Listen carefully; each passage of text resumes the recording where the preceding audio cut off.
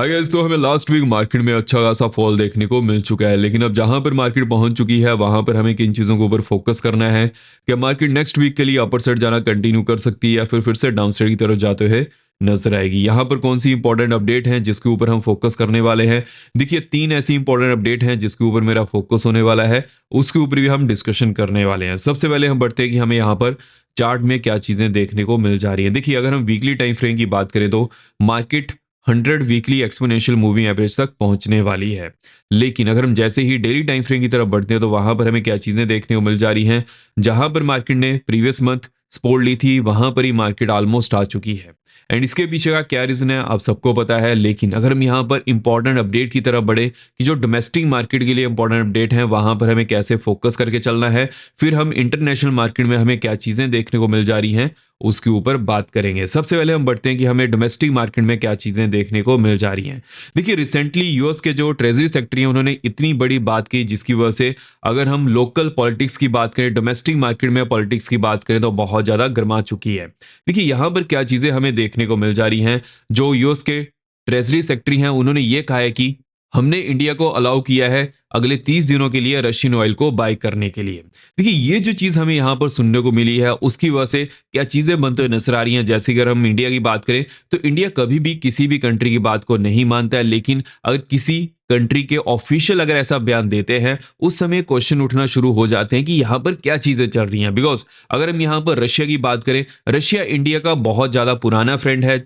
अगर हम अमेरिका की बात करें, अमेरिका पाकिस्तान का साथ ज्यादा देता था, हालांकि अभी के लिए वो नहीं दे रहा है। लेकिन अगर हम हिस्ट्री की बात करें, 15 से 20 साल पहले की बात करें तो अमेरिका रशिया के अगेंस्ट इतना रहता था कि वो इंडिया का कभी भी साथ नहीं देता था। अगर हम पाकिस्तान की बात करें, वो पाकिस्तान का साथ देने में हमेशा आगे रहता था। अब यहां पर जो हमें चीज देखने को मिल जा रही है जिसकी वजह से बहुत ज्यादा पॉलिटिकल चीजें तो बनते हुए नजर आ रही है, लेकिन इसका इंपैक्ट हमें मार्केट पर कैसे देखने को मिल सकता है उसके बारे में बात कर लेते हैं। देखिए, जैसे ही लास्ट डे ये न्यूज रिलीज हुई उसके बाद सेंट्रल गवर्नमेंट की तरफ से हमें यह बयान सुनने को मिला है कि इंडिया किसी भी कंट्री के ऊपर डिपेंड नहीं है परमिशन लेने के लिए। अब देखिए, ये चीज जैसे ही अपडेट हुई उसके बाद जो मार्केट में नेगेटिविटी थी इस न्यूज के कारण वो थोड़ा दबते हुए नजर आई है। लेकिन फिर भी अगर किसी यूएस के ऑफिशियल ने बयान दिया है वो मायने रखता है। देखना पड़ेगा कि यहां पर जो यूएस के ऑफिशियल हैं क्या वो अपने बयान को चेंज करते हैं या फिर वो एज इट इज ही रखने वाले हैं। जैसे इसके बारे में कुछ नई अपडेट आएगी वो तो चलिए हम डिस्कस करने वाले हैं। लेकिन अगर हम यहां पर नेक्स्ट अपडेट की तरफ बढ़े जो कि मार्केट के लिए बहुत ज्यादा इंपॉर्टेंट हो चुकी है, यूएस और ईरान की बात करें और साथ साथ इसराइल की बात करें, तो यहां पर कंटिन्यूसली हमें चीजें देखने को मिल जा रही हैं जो कि मार्केट को इंपैक्ट कर रही है इन अ नेगेटिव वे। लेकिन अगर हम रिसेंट अपडेट की तरफ बढ़े, देखिए एंड वीडियो में आगे बढ़ने से पहले वीडियो को लाइक करते जो जाएगा, जो भी आपके यहाँ पर कमेंट्स रहते हैं मैं सब कमेंट्स यहाँ पर पढ़ता हूँ। मेक श्योर कीजिएगा चैनल को सब्सक्राइब भी जरूर कर लीजिएगा और साथ साथ बेल आइकन पे किया सो आप यहाँ पर किसी भी वीडियो मिस ना कर पाए। बिकॉज जो हमारा एनालिसिस होता है वो अनबेस्ट होता है। यहाँ पर क्या चीजें बनकर आ रही है, कैसे उसे पैन आउट करना है, सभी चीजों के ऊपर हम डिटेल्ड एनालिसिस करते हैं। तो मेक श्योर कीजिएगा वीडियो को लाइक करने के साथ साथ चैनल को सब्सक्राइब भी जरूर कर लीजिएगा। अगर हम यहाँ पर मार्केट की रेंज की बात करें, मार्केट अभी के लिए किस रेंज में मूव कर सकती है, देखिए ओवरऑल मार्केट के सिनेरियो की तरफ बढ़े तो मार्केट यहां पर 800 टू 900 पॉइंट तक की मूव देखने को मिल सकती है। जो लास्ट वीक हमें यहां पर मूव देखने को मिली थी उतनी बड़ी मूव की पॉसिबिलिटी थोड़ा कम है। लेकिन अगर हम यहां पर बैंक्स की बात करें कि बैंक्स अभी के लिए यहां पर कैसा सिनेरियो क्रिएट कर सकते हैं, देखिए बैंक्स में जो हमें ओवरऑल रेंज देखने को मिल सकती है 2000 टू 2500 तक की रेंज यहां पर बनते हुए नजर आ रही है। अगर हम यहां पर नेक्स्ट अपडेट की तरफ बढ़े, ईरान की जो मिसाइल्स थी वो गिरना शुरू हो चुकी थी जिसकी वजह से वहां पर जो रहने वाले लोग हैं उनको बहुत ज्यादा दिक्कत का सामना करना पड़ा है। तो इसी के कारण जो अभी के लिए ईरान के प्रेसिडेंट है उन्होंने इस चीज के बारे में अपडेट किया है और साथ ही साथ उन्होंने अपॉलॉजी भी मांगी है अपनी नेबरिंग कंट्री से। देखिए, अब यहां से ही इस चीज को आइडिया लगा सकते हैं कि इस समय ईरान कितना ज्यादा फंस चुका है। नेबरिंग कंट्रीज का भी उनके ऊपर विश्वास बहुत ज्यादा कम देखने को मिल जा रहा है। लेकिन क्या ईरान यहां पर यूएस के आगे घुटने टेकने वाला है, उसकी पॉसिबिलिटी थोड़ा कम है। बिकॉज अगर हम ईरान की बात करें, देखिए ईरान वेनेजुएला जैसी कंट्री नहीं है, स्ट्रॉन्ग कंट्री है, जिसकी वजह से क्या सिनेरियो बनता है, अगर यूएस की तरफ से कुछ भी ऐसा एक्शन लिया जाता है उस समय ईरान भी उसका रिएक्शन दे सकता है। लेकिन वो कब तक देगा ये देखना बहुत ज्यादा इंपॉर्टेंट होने वाला है। बिकॉज अगर हम ऐसे कंपैरिजन करें तो ईरान यूएसए से इतना ज्यादा स्ट्रांग नहीं है, बट वो अदर कंट्री से स्ट्रांग है जिसकी वजह से वो यहां पर फाइट कर पा रहा है। लेकिन देखिए एक चीज के ऊपर आपको हमेशा फोकस करके चलना है। जितनी भी अरब कंट्रीज हैं वहां पर इलेक्शन तो बहुत ही ज्यादा कम होते हैं। जिस भी कंट्री में इलेक्शन होते हैं वहां पर भी कोई भी अच्छा काम नहीं होता है ड्यू टू करप्शन। लेकिन अगर हम ईरान की बात करें, अगर मान लीजिए कि ईरान यहां पर यूएस के सामने घुटने टेक देता है, उस समय जो ईरान की करंट गवर्नमेंट है वो तो जाने वाली है। उसके बाद यूएसए की सपोर्ट से गवर्नमेंट बन सकती है, जो कि ईरान की करंट गवर्नमेंट कभी भी नहीं चाहेगी। इसी के कारण वो यहां पर एड़ी चोटी का जोर लगा रहे हैं कि ये वो कामयाब नहीं होने देंगे। लेकिन अगर हम यहां पर क्रूड ऑयल की बात करें, देखिए क्रूड ऑयल में हमें बहुत ज्यादा जंप देखने को मिल चुका है। कहां क्रूड ऑयल $65 $70 के आसपास था और कहां पर ये $90 के आसपास पहुंच चुका है। देखिए जब भी क्रूड ऑयल में हमें जंप देखने को मिलता है वो हमारी डोमेस्टिक मार्केट के लिए अल्टीमेटली नेगेटिव वे में रिएक्शन देता है। बिकॉज अगर हम डोमेस्टिक कंपनीज की बात करें, सभी कंपनीज बाहर से ही क्रूड ऑयल को इंपोर्ट करती है, हमारे यहाँ पर क्रूड ऑयल नहीं होता है। जिसकी वजह से अगर मान लीजिए कि क्रूड ऑयल के यहाँ पर प्राइसेस बढ़ते हैं उस समय कंपनीज को वो नुकसान उठाना पड़ सकता है। लेकिन अगर हम यहाँ पर ओवरऑल स्नैरियो की तरफ बढ़े कि कॉमन सिटीजन को भी इसकी तरफ से क्या नुकसान हो सकता है, देखिए अगर हम गवर्नमेंट की पॉलिसीज की बात करें, क्रूड ऑयल में तेजी देखने को मिलती है या फिर कमी देखने को मिलती है, उस समय जो पेट्रोल पंप के प्राइसेस हैं वो ज्यादा फ्लक्चुएट नहीं करते हैं। लेकिन वो कब तक नहीं करेंगे, ये सबसे बड़ा क्वेश्चन मार्क बन जाता है। बिकॉज अगर क्रूड ऑयल बहुत ज्यादा बढ़ जाता है उस समय वो भी प्राइसेस बढ़ना शुरू कर देते हैं। हालांकि अभी के लिए मैनेजेबल है, देखना पड़ेगा यहाँ पर क्या क्रूड ऑयल $100 के ऊपर जाएगा। देखिए इसकी पॉसिबिलिटी थोड़ा कम है, बिकॉज सेंटर में यूएस के गवर्नमेंट की बात करें तो वहां पर प्रेसिडेंट कौन है, ट्रंप। वो कभी भी ये नहीं चाहेंगे कि क्रूड ऑयल बहुत ज्यादा बढ़े जिसकी वजह से कंपनीज को यहां पर सफर करना पड़े। देखते हैं यहां पर क्या चीजें बनती है, लेकिन ये चीजें बहुत ज्यादा इंपॉर्टेंट हो चुकी हैं। अगर हम यहां पर नेक्स्ट अपडेट की तरफ बढ़े, अब देखिए नेक्स्ट अपडेट हमें इंडिया के कॉमर्स मिनिस्टर पीयूष गोयल की तरफ से सुनने को मिल जा रही है। उनका यह कहना है कि इंडिया ने यूएस के साथ जो डील की है, जितने भी उनके कंपटीटर नेशंस हैं उनसे अच्छी डील यहां पर वो कर पाए हैं। लेकिन देखिए यहां पर एक बहुत बड़ा हमें क्वेश्चन मार्क देखने को मिल जा रहा है। बिकॉज यूएस के सुप्रीम कोर्ट ने जितने भी ट्रम्प के यहां पर ये टैरिफ थे उनको इलीगल करार दिया है, उनको बैन किया है। हालांकि ट्रम्प के पास फिर भी पावर रहती है कि वो इस चीज को भी अच्छी तरह से पैन आउट कर सकते हैं। फिर से वो जो यूएस की कांग्रेस है वहां पर बिल लेकर आ सकते हैं, जिसकी वजह से अगेन वो इसको अप्लाई कर सकते हैं। लेकिन अगर हम ओवरऑल सिनेरियो की तरफ बढ़े, जो अभी के लिए ट्रम्प ने अदर कंट्री के साथ डील की है, क्या वहां पर ट्रम्प उन डील्स को थोड़ा कम कर सकते हैं? जैसे कि मान लीजिए कि इंडिया के साथ उन्होंने 18% की डील की है, क्या वो 15% कर सकते हैं, 10% कर सकते हैं? इसकी पॉसिबिलिटी बहुत ज्यादा कम है। बिकॉज अगर ऐसा ट्रम्प करते हैं उस समय उनका जो वोट बैंक है यूएसए में बना है कि ट्रम्प फॉरेन की कंट्री से जितनी भी इन्वेस्टमेंट है वो यूएस से लाने वाले हैं, उसके ऊपर बहुत ज्यादा क्वेश्चन मार्क उठ जाएगा। जिसकी वजह से उनका जो मेन वोट है वो भी यहां पर जो कोर वोट है ट्रम्प का वो भी यहां पर उनसे छीन सकता है। बिकॉज अभी के लिए ट्रम्प की जो पॉपुलैरिटी है थोड़ा कम हो चुकी है, तो इस चीज के ऊपर फोकस करना है। अगर हम यहां पर एफआईज के डाटा की बात करें, देखिए एफआईज लास्ट वीक यहां पर कंटिन्यूसली सेलिंग कर रहे थे, जिसकी वजह से एक बड़ा रेड डाटा हमें यहां पर देखने को मिल जा रहा है। डीएस की बात करें, डीएस कंटिन्यूसली मार्केट में ग्रीन डाटा शो कर रहे हैं,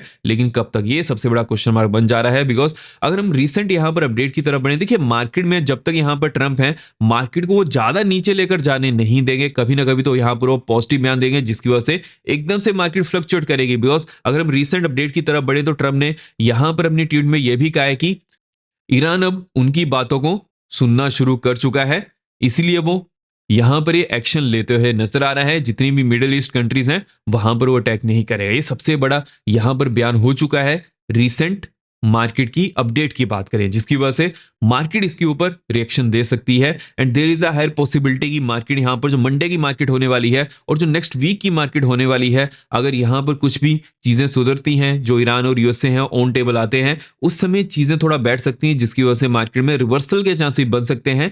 लेकिन मंडे के दिन किस चीज के ऊपर फोकस करना है कि क्लोजिंग कहां पर होती है, उसकी बेसिस पर ही यहां पर मार्केट मूव करने वाली है। उसके बाद हम यहां पर सभी इंडाइसेस के बारे में डिस्कशन करने वाले हैं। लेकिन उससे पहले अगर यूएस की बात करें, देखिए यूएस में कुछ ऐसे डाटा हैं जो नेक्स्ट वीक आने वाले हैं, जैसे कि सीपीआई डाटा है, उसके ऊपर फोकस होना चाहिए। जैसे ही इसके ऊपर कुछ नई अपडेट आती है वो तो चलिए हम डिस्कस करने वाले हैं। इनिशियल जॉबलेस क्लेम डाटा भी यहां पर रिलीज होने वाले हैं। लेकिन अगर हम ओवरऑल क्रिप्टो की बात करें, देखिए अगर हम यूएसए की बात करें, यूएसए में जो जॉब्स डाटा है थोड़े कम आए हैं, जिसकी वजह से उसके इम्पैक्ट भी हमें यूएस मार्केट में देखने को मिल जा रहा है। लेकिन जो नेक्स्ट वीक के यहाँ पर जॉब्स डाटा रहेंगे वहां पर भी फोकस होना चाहिए।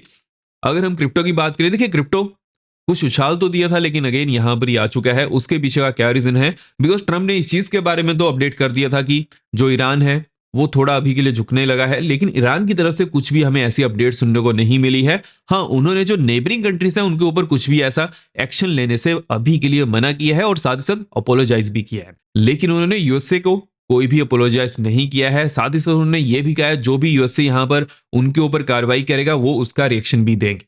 तो इसके ऊपर आपका फोकस होना चाहिए, जिसकी वजह से क्रिप्टो में हमें फिर से यहाँ पर गिरावट ही बनते हुए नजर आ रही है।